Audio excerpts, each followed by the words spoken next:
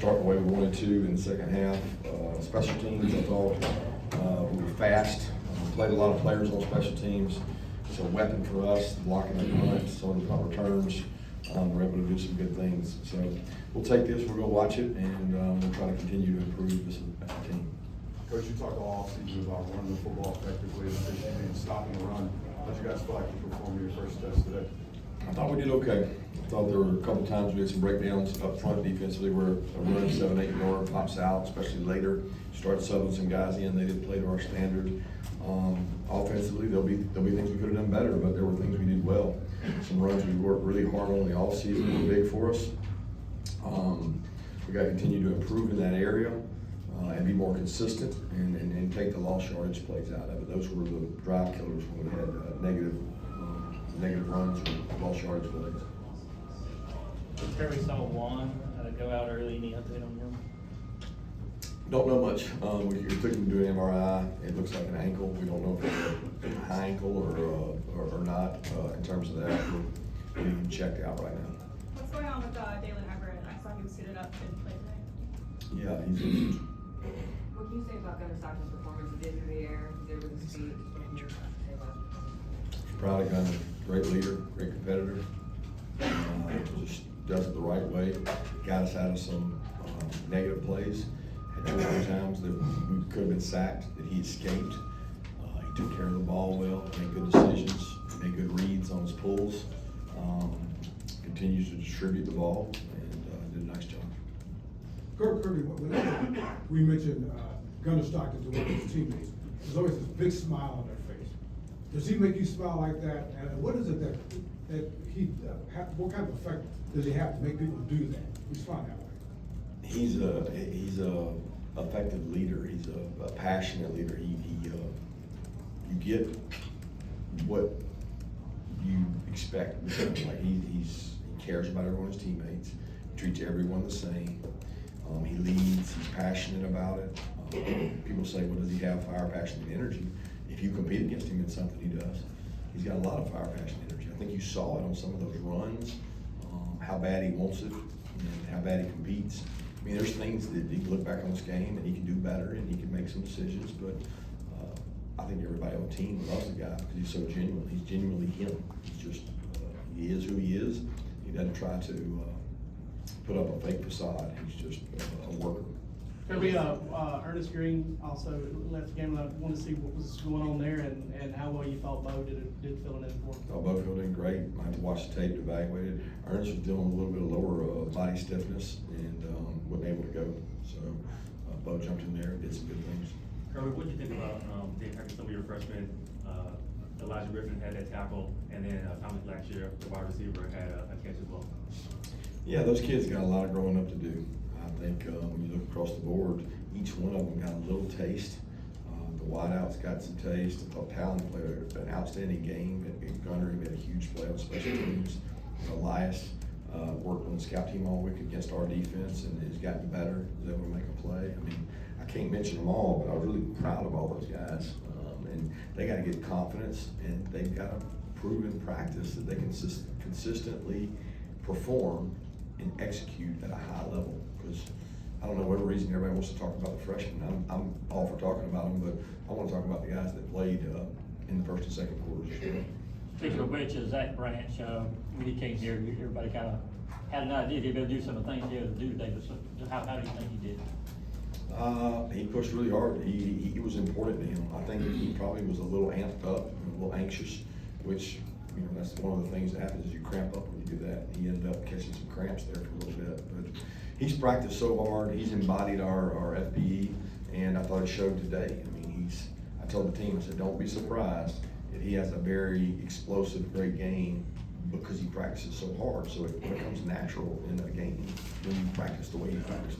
And I thought that showed today on some of the screens he caught, the punt returns he had, the third down conversion over the middle. He did some good things. KJ said that he could hear you yelling when he went for that block punt, like, tell him to go. Just, what did you see and what was your reaction when he got it? Yeah, I didn't know who got it, him and Cash. I know that it was schemed for Cash or him to be free, and they worked really hard on that. Coach Benedict and his staff did an awesome job putting that together and worked really hard on it. And I was proud of KJ because he's important to KJ. In essence, he stays after practice to work on things like that.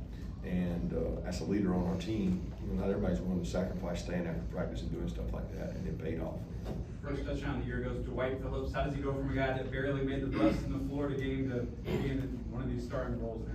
Dwight's a great back. Dwight's a competitor. He works really hard.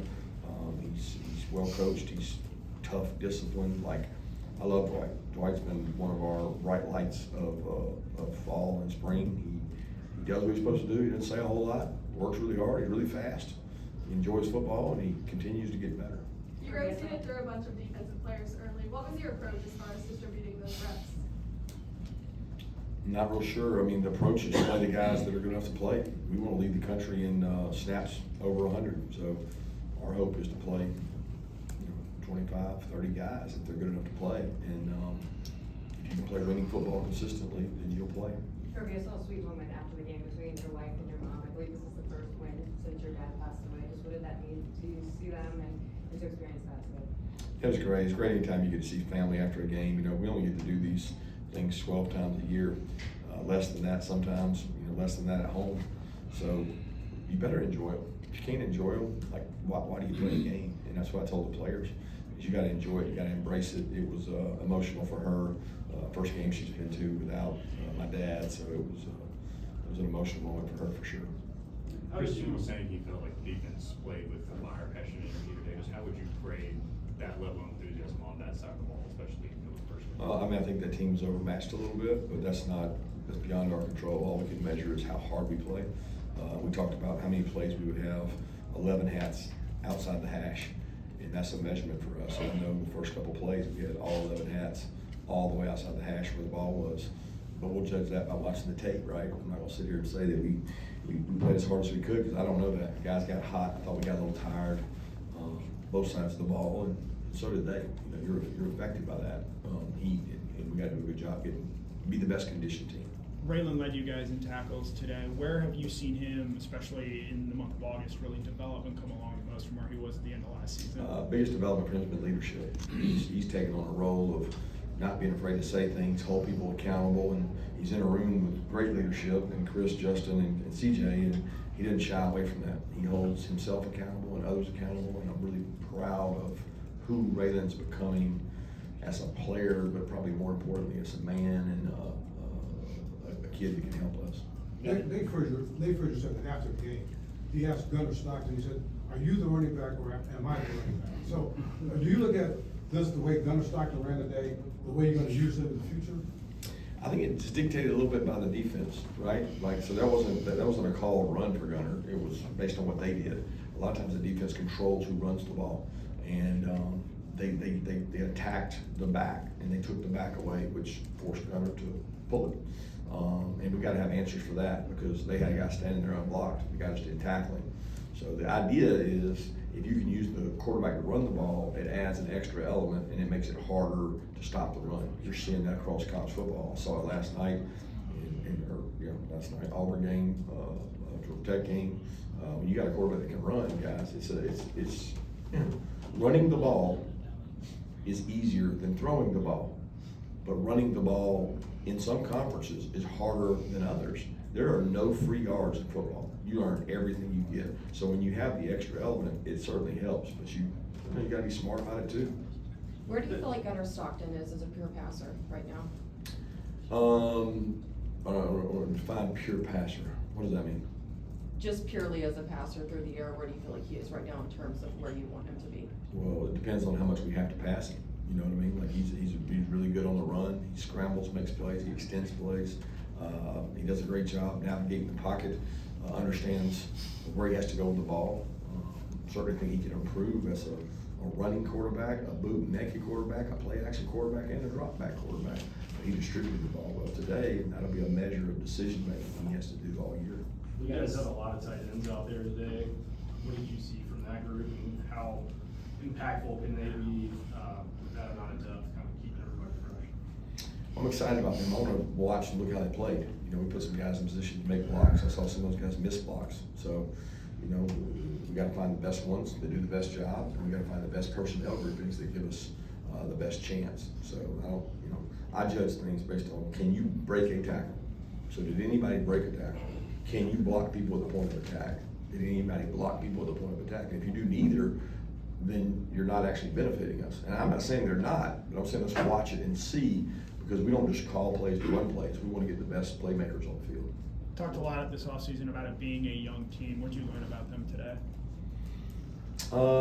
They have energy, they have enthusiasm, they enjoy the game. My probably best moment was when Thomas Blackshear caught the ball. There were 12 receivers on the sidelines celebrating that catch. We had 15 defensive linemen hugging a walk-on defensive lineman, Barlow, who's taken 1,000 snaps on the scout team and never gotten to play really in a game and make a tackle, and he made a tackle. So the connection, the energy, the enthusiasm on the sideline of cheering for others, what we call Mudita, I thought that was the best part of the game. What did you see from Kyron, and what do you feel like he can bring to the second year? Kyron's consistency. He tackles well, he runs to the ball, he understands our defense, he keys in processes, but the best thing he does is thump people. He's extremely strong and physical, and in this league, you have to have safeties who can tackle. Coach, in the past, you said that, sorry, you said in the past that sometimes you learn more about your team in practice than you did in the game. Is this one of those weeks where you learned more about them in practice as opposed to the game? Well, if you add up all the practices, yes. If you took them one for one, I would say the game. But 4 practices for a game, I'll take the 4 practices and find out a lot more than the one game. But 1 for 1, I'll take the game. Georgia's now won 32 straight home games. That's the longest active streak in the FBS right now. What makes opposing opponents so hard to play in the stadium? Say that again? What makes your opponent so tough to play in the stadium? Longest active home winning streak in the FBS, 32 straight games. Really good players. I mean, it's hard to play when you have really good players. And that run you're talking about, we've had a lot of really good players. And I think playing with discipline and playing with execution really helps. At first glance, who impressed you the most? Offense, defense, special teams? I don't know. I don't know. It's hard to measure. But that team was outmatched. We were better than them. But we did what we had to do, and we converted some 4th downs to help loosen things up and give us some breathing room and play some guys. What would you say about the fans' attendance? It looked like it was kind of sparse in the second half. Did you agree with their attendance today? Yeah, you said it. I didn't. Got time for one more question? Looking at today's performance, how do you feel going into Austin E, welcoming them next week? Well, I'm not even thinking about. I'm thinking about how we can get better, like where we can take the parts of what we have and improve it. What are we going to do this week to get our team better while also staying healthy? And that is a fine line in college football. There's coaches that, talking across the board, there's not as much depth.